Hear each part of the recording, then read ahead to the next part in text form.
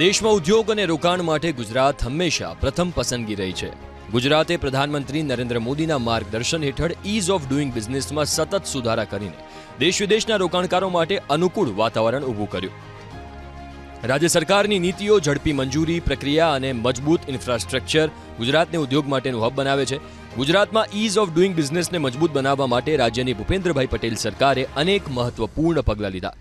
Ease of doing માટે કી initiative જોઈએ તો ease of Gujarat single window clearance act 2017 હેઠળ ઉદ્યોગકારોને એક જ પ્લેટફોર્મ પરથી તમામ મંજૂરીઓ મળી રહે છે, જેના કારણે સમય અને પ્રક્રિયા બંનેમાં સરળતા આવી છે।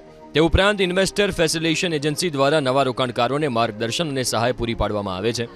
ઓનલાઈન ઇન્સેન્ટિવ એપ્લિકેશન સિસ્ટમથી સબસિડી અને લાભો મેળવવાની પ્રક્રિયા ડિજિટલ અને પારદર્શક બની છે।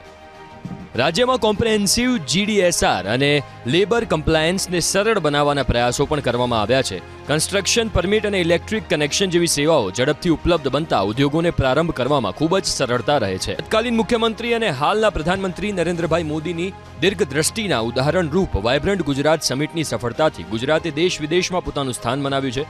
રાજ્યમાં રોકાણ માટે સાનુકૂળ માહોલ સર્જાયો છે। સુરતમાં દક્ષિણ ગુજરાત રિજિયનની વીજીઆરસી જેવી પહેલોથી ઉદ્યોગોને પ્રોત્સાહન મળ્યું છે। મુખ્યમંત્રી ભૂપેન્દ્રભાઈ પટેલે વાયબ્રન્ટ ગુજરાત રિજિયોનલ કોન્ફરન્સમાં કહ્યું હતું કે આગામી વર્ષોમાં સુરત ગુજરાતના જીએસડીપીમાં 35%નું યોગદાન અપાવશે।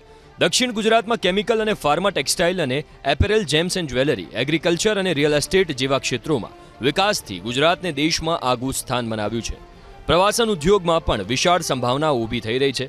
સુરતને ડેડિકેટેડ ફ્રેટ કોરિડોર અને રેલવે કોરિડોર જેવી સુવિધાઓ મળતા લોજિસ્ટિક્સ વધુ મજબૂત બન્યા છે। ગુજરાત દેશના કુલ કાર્ગો હેન્ડલિંગમાં આશરે 40% હિસ્સો ધરાવે છે, જ્યારે ઇન્ડસ્ટ્રીયલ આઉટપુટમાં રાજ્યનો હિસ્સો લગભગ 18% છે।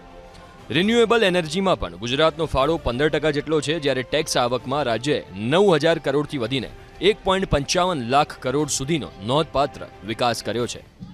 ઉત્તર ગુજરાતમાં automobile, dairy sector, food processing, life science જેવા સેક્ટરમાં વિશેષ સંભાવનાઓ રહેલી છે। એવી જ રીતે કચ્છમાં green hydrogen, mineral processing, tourism, transport and logistic જેવા સેક્ટર્સમાં પોટેન્શિયલ છે। સૌરાષ્ટ્રમાં સિરામિક, એન્જિનિયરિંગ ગુડ્સ અને ફૂડ પ્રોસેસિંગ, તો કોસ્ટલ રિજનમાં blue economy, renewable energy, agro પ્રોસેસિંગની તકો રહેલી છે। એવી જ રીતે મધ્ય ગુજરાતમાં એડવાન્સ મેન્યુફેક્ચરિંગ, ફાર્મા અને બાયોટેકનોલોજી, બાયોફ્યુઅલ, ડેરી અને ફ્રૂટ પ્રોસેસિંગ તેમજ ટુરિઝમમાં વિશાળ તકો રહેલી છે। એવી જ રીતે આ સુરત ઇકોનોમી રિજિયનમાં કેમિકલ અને ફાર્મા, ટેક્સટાઇલ અને એપરલ તેમજ gems and jewellery, agriculture, real estate અને ટુરિઝમનું પોટેન્શિયલ રહેલું છે।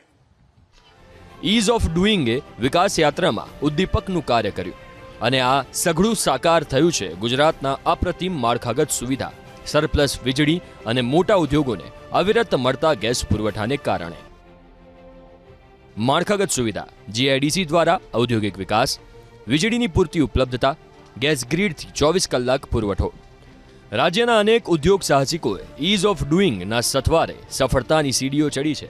અમદાવાદના હર્ષ પંચાલે એમએસએમઈ થકી નવી ફેક્ટરી સ્થાપવાનું આયોજન કર્યું। ઇઝ ઓફ ડુઇંગ બિઝનેસની નીતિઓને કારણે સરળ રીતે તમામ પ્રક્રિયા પૂર્ણ થઈ। ગુજરાતના સીમાડા વટાવી આજે હર્ષનો બિઝનેસ દેશભરમાં વ્યાપ્યો છે। આટલા ટૂંકા સમયમાં બિઝનેસમાં મળેલી સફળતા માટે રાજ્ય સરકારની નીતિઓનો આભાર તેણે વ્યક્ત કર્યો।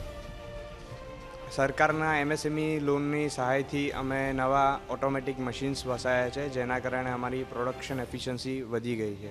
જે પહેલાં ઓર્ડર ડિલે થતા હતા, જે અમારું જે પ્રોડક્શન હતું, જેના કારણે અમારા ઓર્ડર્સ ખાસા ડિલે થતા હતા, જેના કારણે અમારે નુકસાન થતું હતું, પણ સરકારના સહાયથી અમે નવા મશીન્સ વસાયા, એના કારણે પ્રોડક્શન એફિશિયન્સી અમે વધારી અને જે ગુજરાત લેવલ ઉપર હતું તેનાથી વધારીને અમે અત્યારે ઇન્ડિયા લેવલ ઉપર અમારું પ્રોડક્શન જાય છે। સરળ નીતિઓ, ડિજિટલ પ્રક્રિયા અને મજબૂત ઇન્ફ્રાસ્ટ્રક્ચરને કારણે ગુજરાત ઇઝ ઓફ ડુઇંગ બિઝનેસમાં દેશનું અગ્રણી રાજ્ય બની રહ્યું છે। મુખ્યમંત્રી ભૂપેન્દ્રભાઈ પટેલના વડપણ હેઠળની સરકાર ગુજરાતમાં વ્યાપાર ધંધાને સરળ અને સુગમ બનાવવા કૃતનિશ્ચયી છે।